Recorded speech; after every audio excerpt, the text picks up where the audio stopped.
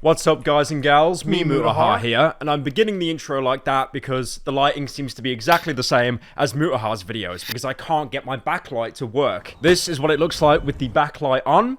And I look like Casper the Ghost as he's about to ascend to heaven, so I'm definitely going to keep it off. So a couple of months ago, I talked about the crypto situation with FTX and Sam Bankman-Fried. Basically, someone who stole millions and millions of dollars from loads of investors, acted like it didn't happen, and then he got caught. Now, he was taken to court, there was a lot of charges thrown against him, and a lot of people actually thought maybe he might have enough funds to hire some Saul Goodman-type lawyer to get him an incredibly reduced sentence of maybe 7 seconds in prison, or maybe 12 hours of community service, but nope. He has actually now been found guilty of all charges, with said charges giving him well over 120 years in prison. So Bankman-Fried was found guilty of 7 counts of fraud. On top of that, there was also conspiracy and money laundering charges, with what prosecutors are calling one of the biggest financial frauds in American history. I'll be honest, I find it very ironic that they're saying that, considering it is in America. I think the only place more corrupt than America with their money is the UK. Now, the original accusations against Bankman-Fried were that he was using customer deposits in crypto trading. So basically, if you invested into his company, FTX, he would then yoink that money and use it for like degenerate crypto investments. Originally, he was using this to cover losses at a hedge fund that he invested in, or moreover, they gave him money. He originally used the investments that he basically stole from other people to pay off the hedge fund that had originally invested in FTX. But then, on top of paying the loans off, which seems, I mean, it's still pretty bad. It's not your money. It is basically stealing, but it seems to be noble, I guess, making the scale balanced. He then started buying himself multiple lavish real estates and a bunch of other personal expenses like supercars. Now, when he had this insane amount of money, Bankman-Fried basically started a bunch of companies all leeching off the FTX company that he started up, using FTX funds to finance these other businesses. So basically, if you were in the Bankman-Fried inner circle, he would give you a loan, but that loan would be ridiculously inflated because he was stealing so much money from his actual legitimate investors. I like as well how I said crypto and legitimate in the same sentence there. So FTX started all the way back in 2019, and first of all, I do want to say that 2019 was a while ago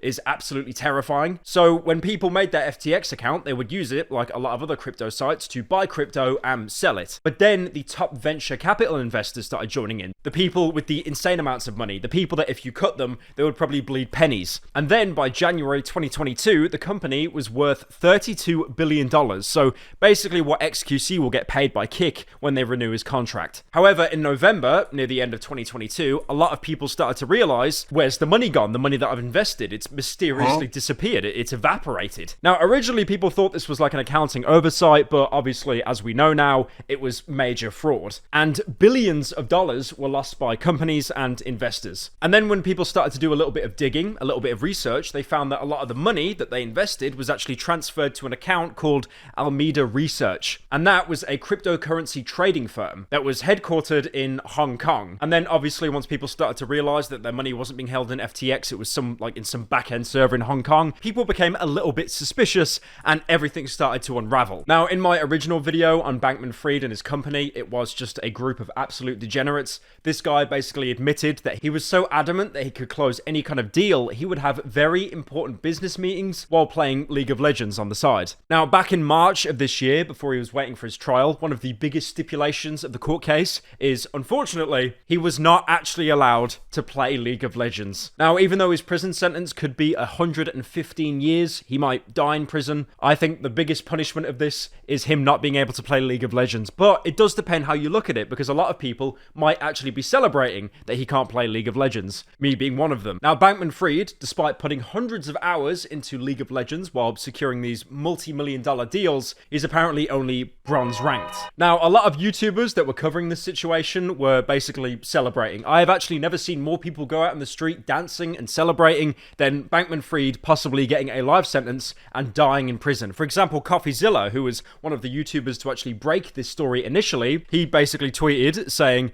"Guilty on all accounts, let's go," with like 55 fire emojis. So he's really not trying to hide his contempt, but I really don't blame him. Now, the funny thing is, FTX has been around for, a fair few years, but back in the day, before it came out that it was a huge scam, a lot of crypto YouTubers were basically shilling it in paid promotions, acting like it was, the second coming coming of Christ. And this is a really worrying thing, because one thing you'll notice about YouTube sponsors is a lot of YouTubers will cover it, and then a couple months later, an expose will get made about it. For example, I'm sure you guys remember that plot of land that you could buy, and it had like a certificate with your name on it. You could buy like a lordship title for some place in Scotland, and it basically came out that that was a huge scam. I even had one of those posters, and I was going to do an ad read on it, but then the expose video dropped, and I thought, you know what? No, I'm good. I don't think I will. Now, these YouTubers that were promoting FTX and basically mentioning it every video, every stream, some of these were very small YouTubers, and they were still being paid in excess of $50,000 a month. So you could really tell that they were just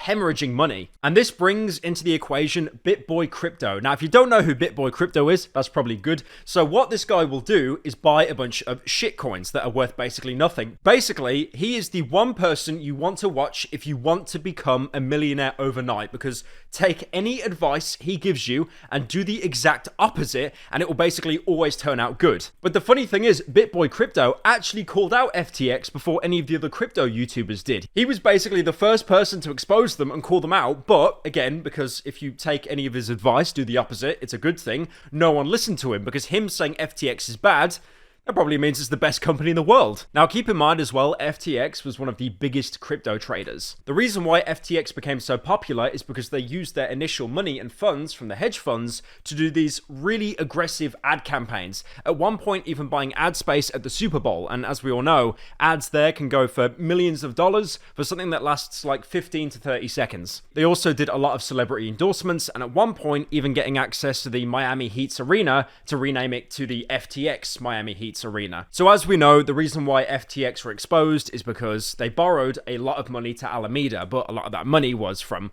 people's crypto deposits. So November last year, when it was found out that FTX was doing this, their entire Roman Empire collapsed in literally 10 days. It all began with a CoinDesk article that was leaked, basically showing a spreadsheet of all the earnings, where all the money went, where did the money go. And then, because of that article, Binance, who I think are actually the single biggest crypto trader at the minute, pulled out all their FTT tokens, which was the currency that FTX actually traded in. And during this mass withdrawal, FTX lost not millions, billions of dollars. Now, the funny thing is, despite all of this, before the court hearing, Bankman-Fried was actually put on bail. The bail was set at $250 million, which is actually the single biggest bail bond in US history. And this is where the story gets even more bizarre, because FTX, the company, or what's left of it, probably like 3 employees, they're actually now looking to sue Bankman-Fried's parents. So they're basically trying to accuse Bankman-Fried's parents of like helping him embezzle like all the money out of the accounts. The lawsuit also says that the mom, Barbara, encouraged her son to avoid federal campaign finance disclosure rules and discussed the transfer of Bankman-Fried's home in the Bahamas along with a $10 million cash gift. But yeah, honestly, I wouldn't really be surprised if Bankman-Fried was that successful with FTX and the parents weren't involved. What's the moral of today's story? Don't touch crypto unless it's Ethereum, and then it takes like 20 years for it to make any kind of profit.